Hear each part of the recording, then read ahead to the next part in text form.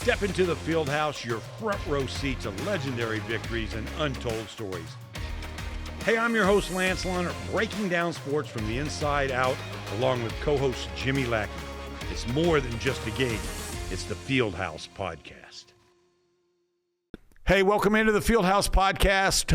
It's a production of the Kids Inc. Sports Network. We're glad to have you along today. I'm one of your co-hosts, Lance Lunner, and we have co-host Jimmy Lackey, the man at Kids Inc., and CEO Jimmy. You know the tradition here. What's the best thing that happened to you today? We got a little rain. A little hail. Well, you know, I live in Canyon. Not rain. I live in Canyon, and so I watch my rain gauge religiously. When I know it's going to rain. You're so one of those guys. Oh, yeah. I watch the radar. I'm watching it come in. And does that give you peace of mind to know there's something in it? just to know we're going to get some rain. Okay. No, I just want to know if we're going to get some rain. If hail comes, I can't control that. Yeah. So I'm watching this line come in, and it's coming right for my house. I'm thinking, we're going to get some rain. And it was right at 11:58. I was telling Craig this morning, 11:58. So I'm watching my rain gauge on my phone, and we got 1/100th before midnight and another 1400ths after midnight. They got more here. We got way more at Rock Rose. Craig and them said they had pretty good size, almost ping pong ball size hail. We had little bitty fingernail size hail. Yeah, at my house. At Ron and I mean, everybody got woken up, but we had hail first. It was kind of unusual. That's what he said. We didn't have any rain. That's what he said. It was all hail. Yeah, and then the rain came. But, you know, a lot of people, you know, it looked like it snowed. What there little for a while. hail, if it lasted 45 seconds, Yeah. and it was fingernail size. Yeah. But apparently north of us got pretty big hail. Yeah. Really out of the blue. We've got some water standing out I will at Rock say Rose. this, and I respect all these new. We have fun with the weathermen and all that, but they can't predict it. They not one person predicted this. You can have all the $1 million machines you want. You can call all the Dopplers you want, but God's hand is above all, and he But moves. don't you think they're better at it today with technology than they were 15, 20 years ago? I would say yes. I think they are. I tell you what they can do, though. You know it's coming. Something's coming. Yeah.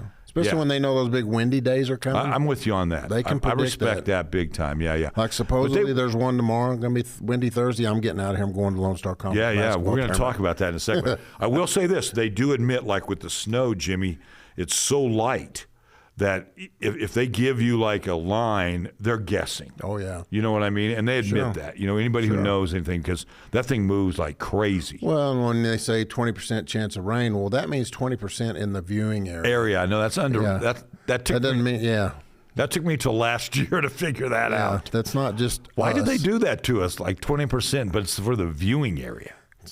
That's what they learned in meteorology school, I guess. I don't know. I've never attended a class. Did you know that right away? I mean, no, I heard somebody explain that years ago. I learned this last year. I remembered it. No, I You'd remembered be looking at it. your phone like 20%. I think Steve Kirsch is the one that told me that. Yeah, a long time ago. That's crazy. So, hey, we have a tradition here on the Fieldhouse Podcast.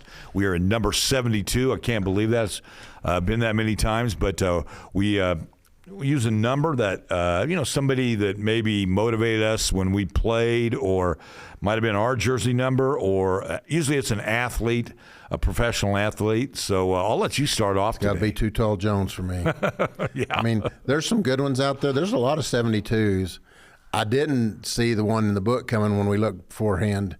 But, yeah, Refrigerator Perry was another one, or 72. But, yeah, Too Tall Jones back in the good old Cowboy days. Yeah, Fridge is mine. Yeah. Fridge is mine. You know what I mean? He was Do you think special. we'll ever see another Fridge type player? You know what I mean? Somebody will probably try it, but I don't know. Yeah.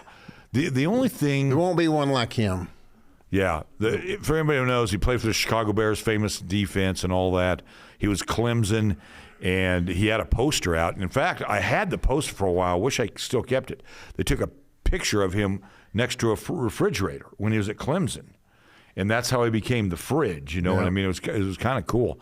And they would send that out to all the newspapers and things like that. But it was like door size, Jimmy. It was like life size, you know what I mean? Well, and he was at the right time with the Bears during Yes. that 86 championship year. And, Did he score in the Super Bowl? I think so. Yeah, and who didn't? And Sweetness did not. Yeah. So that's the only thing I'm mad at Mike Ditka ever about. Yeah, I think that was an issue with some people. I'm not so sure. I think with the team itself. I think it might have been with Peyton, too. I'm not so sure if I was him, I wouldn't have, but he probably didn't say anything. Yeah.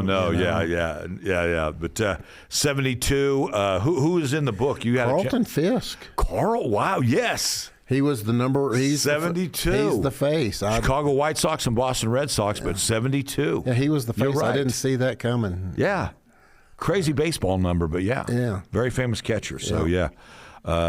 Hey, you kind of started us off with the Lone Star Conference tournament is about to kick off as we speak today, and we had Josh Prock in on our last podcast. Want to thank him. That was really well received. I had a lot of compliments. Yeah, I did too. On people who are talking about that. But I was going to ask you, what are you looking forward to? I mean, let's start with the Buffs. They got stuck with Eastern New Mexico. Out of the box, rivalry, and a very good Eastern New Mexico team. WT kind of, give them credit. They rebounded. That looked like they were going to maybe even miss the tournament, and they ended up the number 7 seed. What's your thought on that? You've seen those teams play. You know, personally, I was hoping that we got Eastern first. Really? Yeah, Why? I'm going to pull the bracket up. I didn't want to play Lubbock Christian first round, and I think they were the 2 seed originally. They were in second. And if we stayed true in 7, that's who we were going to draw. Let me pull them up. I think the 2 seed ended up being Eastern. Yeah. And Lubbock Christian ended up being the 3 seed. Yeah. Those 2 were flipped before last weekend started. And I've seen us play Eastern. We can beat them. I didn't get to see us play Lubbock Christian, but we took a pretty good drubbing down at their place. Yeah. We can beat Eastern. Yeah. Our kids can surprise somebody down there. They're young, and they're still figuring each other out, but I really think they have a chance. They play at 2:30 Thursday. They've got a chance down there to win that first round, and then they would play the winner of Lubbock Christian St. Edwards after that. The women play Friday, and I think they're playing St. Mary's first. St. Mary's, yes. So and they play at 2:30. 2 and 7 right there as well. So 2 and 7. I was going to say this. Many times Tom Brown has brought the Buffs in as the heavy favorite, the number 1 seed, and they usually answer the bell and at least make the championship. I think it's kind of fun for him to be kind of the underdog, the David. There's really not a Goliath. That's what my point going to be. Yep. That these teams are beatable. No one's just like, oh my gosh, they're going to win the national championship. So I think that's a good sign for the Buffs. Yeah. I think the Lady Buffs go in with a attitude that, look, we are in the tournament. We're in the regional. Yeah. And I think if they win it, they would have a chance to host. I think if we can win So that's the carrot they have. I think if they can win the LSC tournament, we've got a really good shot at hosting, which would be awesome. Yeah. Just to come back and have our seats for one more round of basketball. They're into the basket. Yeah, is it true? Do you get on the refs pretty good? What Josh I talk to them all the time. My biggest joke with them all is when they come down there, I go, do y'all get paid extra for Tom to complain to you all the time? Yeah. And they just laugh. Oh, no. We've got one guy we call him the hot dog guy because he loves hot dogs. And so, yeah, we get. So you feed the guy? No, but we just get we get because we'll have a hot dog there and we'll set it up on there and he goes, man, I love hot dogs. I am not one to scream and holler at the officials. No, I didn't think you would. No, not at all. Josh thinks so a little bit. He says, I hear Jimmy down there at the end. Okay. We may say, how do you like that view though? You're on the floor. You're on the end of it. I like it because you can hear the players. Yeah. The talk very between true. The players. That's the part that's interesting. And then sometimes it's friendly and sometimes not so much. Yeah, there's some cursing that goes on. But I will say this: what I've learned, and I've got a chance to sit with Jimmy several times, but you really come to appreciate some of the footwork of the big men. Oh, man. Because you really don't see that you just don't even look for it. But it's kind of stares you, and you're like, wow, that was a really, even if they missed the basket, that was a really nice new move. Or you see a guard coming in from the top of the key, and they're going really, really fast, and the collision is real. Were you at the women's game the other day? No. So Alvin's table, my table sit right here, and then there's just this little space between us and the padding of the basket goal. And there's always a camera person sitting right there too, filming the game. And Kyla Kane came through the other day, and I mean full speed through that space there. Could have been ugly, but she was chasing the ball, and I mean she was at full sprint. Yeah. And she went through that little space, and I thought, oh Lord, please don't let her trip on something, And it's that way at any court, whether there's a table there or not. They don't hit the table very much. Of course, those camera people sit right down in front of us. And I would think that the referees probably get tired of tripping over them because they're right there on the baseline. Totally agree. Yeah. But there's nowhere else for them to do their work. And, but you gain a new respect for the physicality of the game, but also some of the deft moves they can put on. I refereed years and years ago. I've told you this when Dale Blatt was coaching at Channing, and Danny Dawson, who just passed, was coaching at Phillips. I'd go coach. If either one of them would call, I was there. Because they paid well, and they'd feed you chicken fried steak out of the cafeteria thing there. That was always good. But so I've been in their shoes, not at the level that they are, but I have a lot of respect for the officials. They're going to take it no matter where they go. Yeah. And I will say that there are some nights that they have better days than others. There are. But we've got some regulars that we come through there. I think you ought to start giving them a mini gift. Yeah. Griffin comes in there, his daughter played for us years ago, and he couldn't call for a while. Yeah. Nick Atwood, who's the president of the Chamber of Commerce at Lubbock, he's always down there. His dad referees on the women's side. I think you need to have a gift. We get to know some of those guys. Okay, I think you need to have a Jimmy Lackey gift ready for the reps. No, I don't need to do that. Yes, you do. There's probably an NCAA regulation. No. I mean, you just hand it. They don't care. But, I have a lot of respect for them. But we do kid with them a lot down there. And when my friend Bob Lang's there, he really kids with them pretty hard. And sometimes I'm like, Bob, I don't know if you ought to ask him that one or not. But we jaw with them a lot, but they're cool about it. They know what we're saying to them is not volatile. What we're saying to them is in a joking way. It's almost a relief from what goes on. And when they get one of those breaks, they come. That's because they want to get away from the abuse from the coaches, man. My favorite one is, are you getting it paid extra today? When Josh or Tom are getting on them, are you getting paid a little extra today? And then we go into overtime and going, boys, your paycheck's getting less and less these extra minutes, So it's an underrated job, and we are appreciative of those. Basketball officials have it the toughest because football officials, you're up, you do hear it. But everybody's up in the stands. You do hear it from the sidelines. But with basketball, you not only hear it from the coaches, you hear it from the fans who are sitting really, really close to you. So I have all respect. And you see some high schools that just flat out get out of control where they literally have to stop and say, please remove this person from the gym. And I'm all for that, quite honestly. We had a game, it's probably been a month and a half ago. Nick Atwood's dad, who referees the women's games, hurt his knee in the first half, and he had to sit down. He was out for the rest of the game. He actually went sitting at the table next to Georgia and Alvin over there. And those two guys that finished the game did a phenomenal job as a two-man crew for the remainder of the ball game in a pretty heated game. And so they're good. They know what they're doing. It's just funny how certain games can make things be off. Yeah. If the game's sloppy or, ball bounce is funny for the day. It's a different animal for them every time they step on the floor. So it's going to be an interesting Lone Star Conference tournament. See if the Buffs can be the Cinderella team, and then the Lady Buffs, just kind of continue the momentum they have towards regionals, and if they can win it. It would be cool to see if they could host it, which would be a lot of fun for that many seniors and Coach Prock. He's really proud. They had a big senior class the other day. Wow, that's an impressive nine of them. 9 of them. That's an impressive photo, though. Yeah. So, hey, speaking of somebody you know really well, Krista Gerlich, Texas Tech Lady Raider, head women's coach. Revival season this year. They won 25 games. I think first time since 2005. Most Big 12 victories, tied for 4th. They were picked 13th. She was named the Big 12 Women's Coach of the Year. I texted her. I didn't expect any chat back. It was a very quick, hey, here's a quick shout out. Congratulations. So proud of you. She texted right back and said, hey, Krista being Krista, great assistants this year, great players. And I'm thankful for. We chatted last night. Oh, did you? Oh, yeah. Krista and I are good friends. That's cool. What'd she have to say about that? Wasn't expecting it.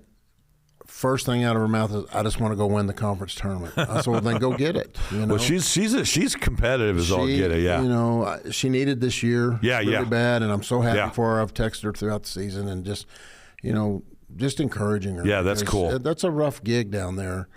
You know, you and I hear the stuff about the Chavez passing and going on, but you know what that came down to? A lot of people probably don't know this. Is she had Aaliyah already had a contract with Nike. Well, Tech's got a contract with Adidas. Yeah. And so before you ever get into the NIL discussion, there's a conflict right there between the two sponsors. And I don't know beans about anything going on down there, but I know I'm smart enough to know that had to be a stickling point when she's already signed a contract with Nike. And so but Bailey Maupin and that bunch that's done what they've done. Bailey was first team All Big 12 from Groover High School, fourth all-time leading scorer as well. So we want to give a shout-out to Bailey as well. And the Aaliyah Chavez thing, it's kind of sweet for Texas Tech to have the season they did. And this is nothing against Aaliyah. She is having a great year at Oklahoma. In fact, I think she got the shaft. SEC Freshman of the Year. She didn't get it. Yeah. There was no reason. I mean, it's just pettiness voting against somebody who's great. But anyway, I was going to say, for them to do it with all the wind down, leading scorer leaves, you know, in the portal, that's what was going to happen. An adjustment on their coaching staff as well. And then for them to have this type of season, it's really cool. I will say this. I saw a photo.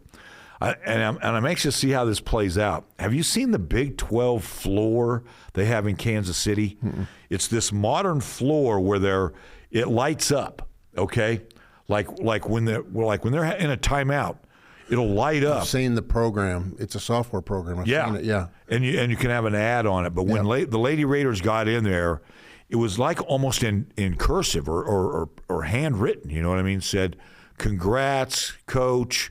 But it was all Big 12 with a heart and everything on it, handwritten. And the Lady Raiders are standing in one of the corners, but it was spread all across the floor. Yeah, it's really cool looking. Yeah, I've seen the software program. It's state of the art. We're doing some LED boards, some ribbon board out at Rock Rose, and we're actually fixing to mount one out in the warehouse to use for sampling and to learn how to use the software, and then to show advertisers as well.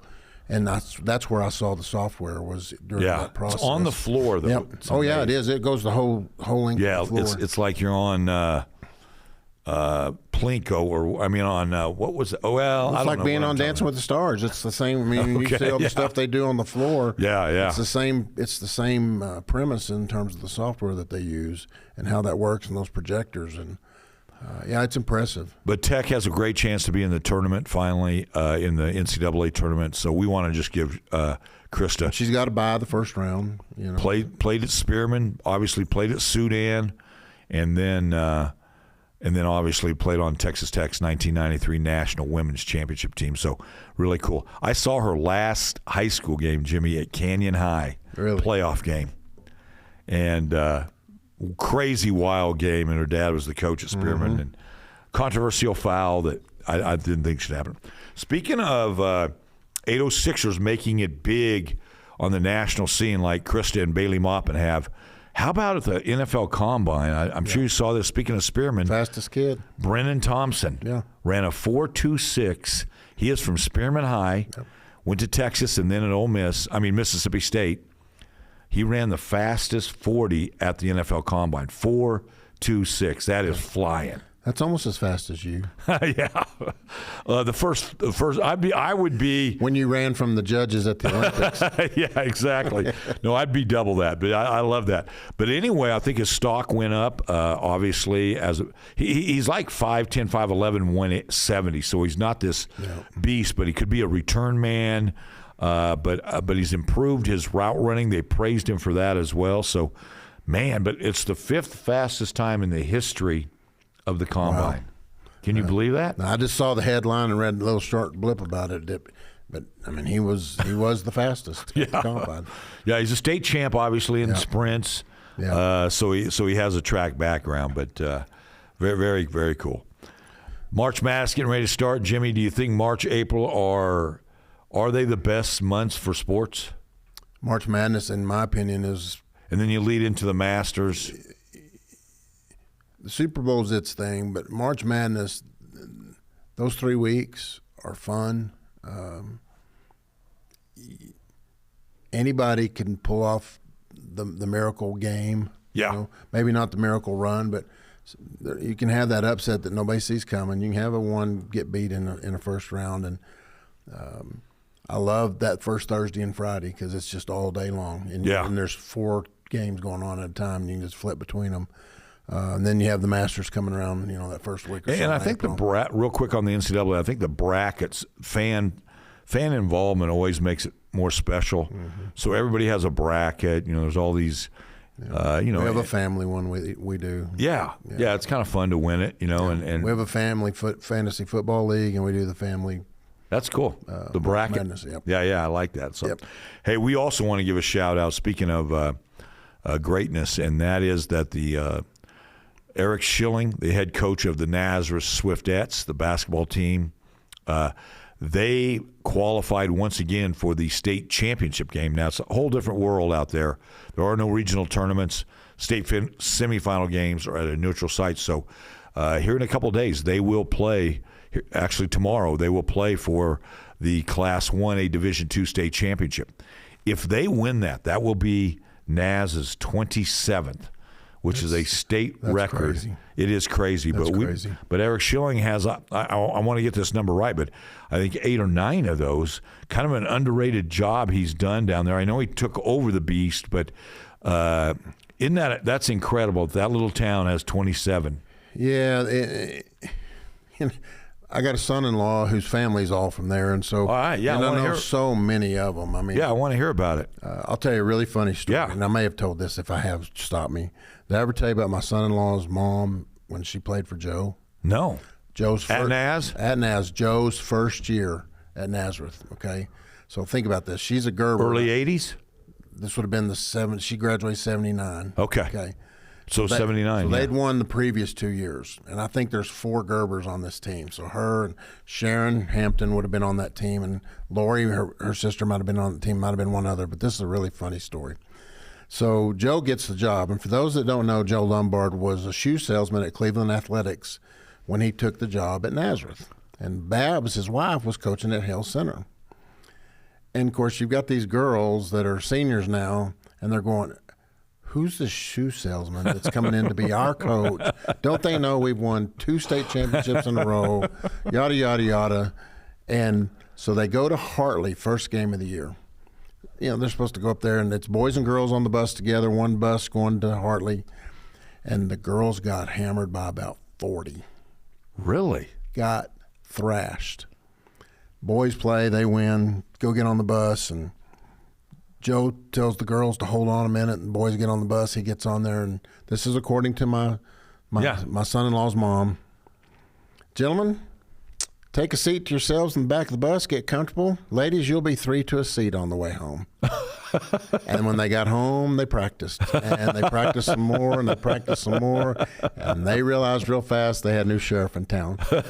Came back, beat Hartley in the playoffs by probably 40, and won another state championship. Wow, that's a great story. Joe's first game in Nazareth. Was he the bus driver? I don't know about that, but did not go. I know at one time he did. Did not go so well. I didn't know that. Back in those days, he probably was. And his wife won state at Hale Center same year. Yeah. 79. Joe was a great player or a good player at Wayland, and then obviously from Indiana, so he had that background. But and then he has one of the most incredible stats I've ever come across, and I think anybody who ever hears it just stops and like, are you kidding me? He won 1,000 basketball games before he lost 100. Yeah.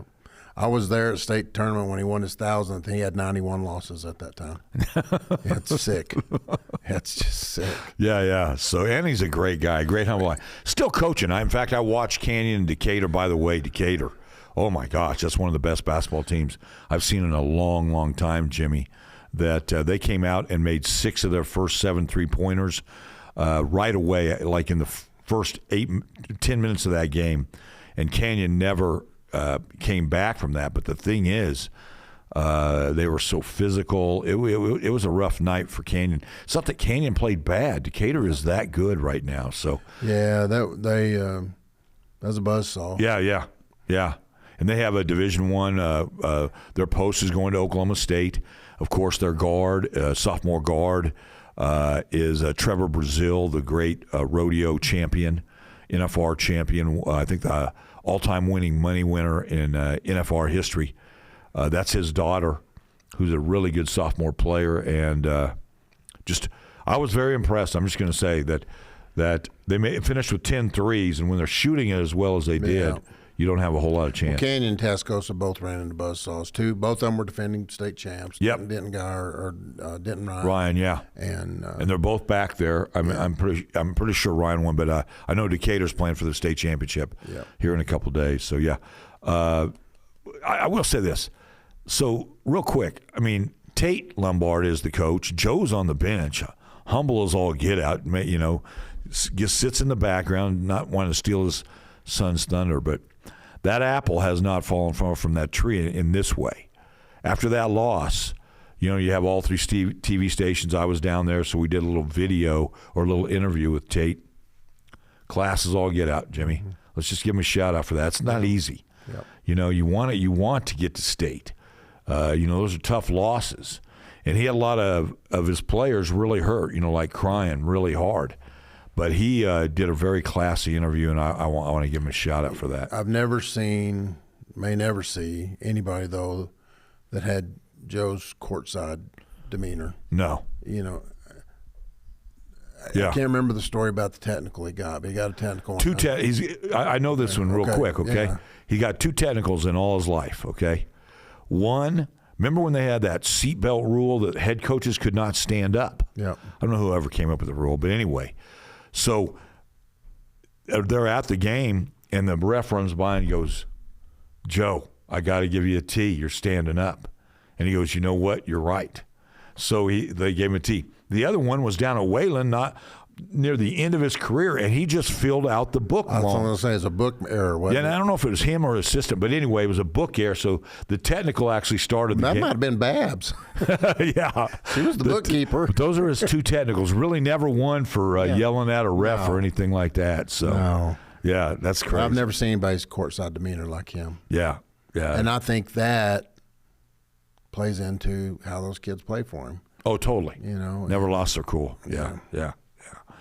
I don't have a lot today. Do you want a Rock Rose update? How we doing? Got a little water standing out there today. The ground needed some moisture, and I'm glad we got some rain. I know they're probably held up on some stuff for the day, but yeah, it's moving along. There are some backstops that will need to get put up, and once those go in, there's a couple fields that literally will be ready to have turf put on them. Golly, we were out there the other day, and the trenches where all the electrical's going and the light fixtures will be put up. I don't know how many conduits of electrical are down in those ditches. It's fascinating to see what it is they're doing out there. It's moving along really, really well, and before long it'll be old news, and we've been playing on it 2 or 3 years, and that's how fast life goes. But it's been fun to watch, and it's a big project, and you can see it in the contractor's eyes. But the brick columns are going up where the fencing's going around, and there's progress every day, and it's starting to look like what it looks like on the drawings. It looks exactly like it. So that's been fun, and big bills come in and have to pay them. Paid $4.4 million the other day, and it's just life goes on. It's just another construction project. I just tell everybody when they say, you don't seem wound up about it, I'm just paying other people to do my worrying for me. I can't build it. Yeah. I couldn't tell them where to put a single post. So just get out of their way and let them do their thing. It's did exciting. You see Kyler Murray got cut at the Cardinals? Yeah, what'd you think of that? I wasn't surprised, but you think it's salary more than anything? I think so. Yeah, I think or were so. they just ready to move on? I think it's cap. Yeah, I think they're capped. They just needed the room. I think like the Jets or I think somebody's going to get a motivated Kyler Murray, and that's going to be dangerous. Mm-hmm. I really do. He has his moments. If he can get healthy. Yeah. He speaking of 5'8", 5'9", and he's playing in the NFL, gets beat up. But Yeah, they have to move on from those. The Cowboys, are going to make Pickens their designated. Well, he's not the designated. He's actually the franchise. Yeah. And so people say, "Oh, that's no good." No, I'll give Jerry Jones credit on this one. He sat down with him personally. Yeah. And you're one of you're basically getting the average of the top 5 players, as the way I understand it. So that's significant money. Yep. So it's not like we're saying, "Oh, we're avoiding paying you." I think it's a great move. And he said, "Look, we want you a part of this." And he said he's going to invest in a defense. We'll see what he says. I hope so. Yeah, I hope so. Nobody wants to win more than he does. I just wish he'd let some other people figure out how to be on the decision-making end of it. Yeah, but it'd be interesting to see where Kyler Murray does. If he can get healthy, he could definitely be a thorn in some folks' side. Yeah. No doubt about it. I'm in mourning. We don't have football right now. I hate not having football season. So I like baseball, so I can handle that a little bit. So I will tell you this, yes. We've had the baseball and softball programs join our umbrella at the first of the year. Right, here at Kids Inc. We did. Yeah. And so we had staff meeting Monday morning, and Rob was going over all the teams they had last year versus what we had this year. We're up 350 kids from last year's baseball and softball numbers. What? Yeah. That's a big number. Oh, yeah, it was like 24% on the baseball side. How do you explain that? Just a chance to play in a... I'm going to attribute a little bit of it to my staff and our marketing efforts. Yeah. I think that's where we could help them. That's one of the things we told them. You got a full staff. Rob's out there and Angela, they're one-arm paper hangers running these baseball and softball leagues, and they've got a staff here to help them now and answer phone calls and give instructions to parents and things of that nature, and reach as many people as possible. But that's cool. Golly, that's good to know. 1,700 kids ready to play, and this is just in the 2 draft leagues. Yeah. In CBA and the Emerald Area Youth Baseball League, and so really excited about that. And then we sent the press release out last week. That Dalton Bell and the NFL flag program are joining our program, and so all of our flag football from this point forward will be the 5v5 NFL format. We'll start that in the spring. We're going to do our regular league that we do in the spring, where we do all the team formations here to get it started. And then in the fall, Dalton's league has always been a select league where you bring your own team in. Maybe they come from Dumas or they maybe come from Amarillo. But we'll have a select league and a rec league. Nice. For those that just want to play the rec version. And then the select league will have the season-ending tournament and some other things that go with it. But we'll have both venues available in the fall. And we're excited about it. The kids will be wearing the NFL replica jersey and all that kind of stuff. But the 5v5 format, that's what we designed our flag fields for at Rock Rose, knowing Dalton and I have been talking about this for 2 or 3 years. And so we'll have 8 fields marked all the time for NFL flag. Still have Brown Road down in Canyon. We still have fields here in Amarillo that we can play on as well, with the school district allowing us to use the middle school fields. The nice thing about it is they're perfect to turn them crossways for the size of the field that the NFL flag uses. That's cool. So you can put 2 or 3 fields on one regular field. And then that's exciting. Yeah, the one thing about that also, Jimmy, with it going into the Olympics, and then very shortly, I really believe this, it'll become a UIL sport for our girls to compete. That was my last point, is that we've always just marketed flag football.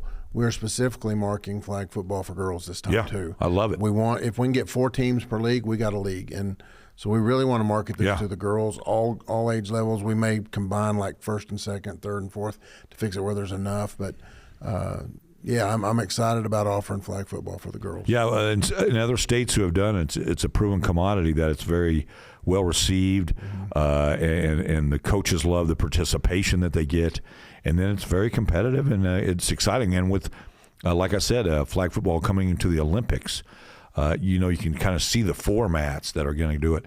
I'm cracking up though, like Mahomes and these guys are saying they want in, and these guys who kind of do this for a living, you know what I mean? They're like, I don't want them to take apart. Strahan was on one of the late night shows last night. Yeah. And he was talking about girls and this real high competitive girls group that want to play in the Olympics and stuff. And he had 2 ladies, one was from Mexico and one was from America. He showed them playing the game, and I mean, this one girl's going, I'm not out here to lose, and I'm like, man, how cool is that? Yeah, no, it's way cool. I love that this is happening, and this really will. When the decision is made, and it will be made eventually, whether it's next year, whether it's 5 years or 10 years, but we will have girls playing UIL flag football. I agree. I think so too. And so I think it's great. Well, it's an easy addition. Yes. I mean, they got to figure out the time to play it. That's what they're worried about. They want to take away from volleyball, but you can do it in a shortened format. You know, you don't need a 9 or 6 month season or 4 month season. So yeah, it'd be fun. It'd be a lot of fun. Anything else? No, I don't think so. I appreciate you always coming in. And I enjoy it, man. I enjoy the insights. I tell everybody it's my 1 hour of stress-free time every week. We get to come in here and chat, so I appreciate it very much. All right, hey, thanks for joining us today. We are a production of the Kids Inc. Sports Network. We're called the Fieldhouse Podcast, and we really, really are thankful for you tuning in and listening. We love the comments. And, Jimmy, you have a great week, man, down in Frisco. Is there a place you're going to eat real quick? A must-go in Frisco? I'm going to have to find me some seafood somewhere. Yeah. All right. Okay. All right, yeah. All right. Hey, we'll see you next week. And like I always like to say, we will see you when we see you.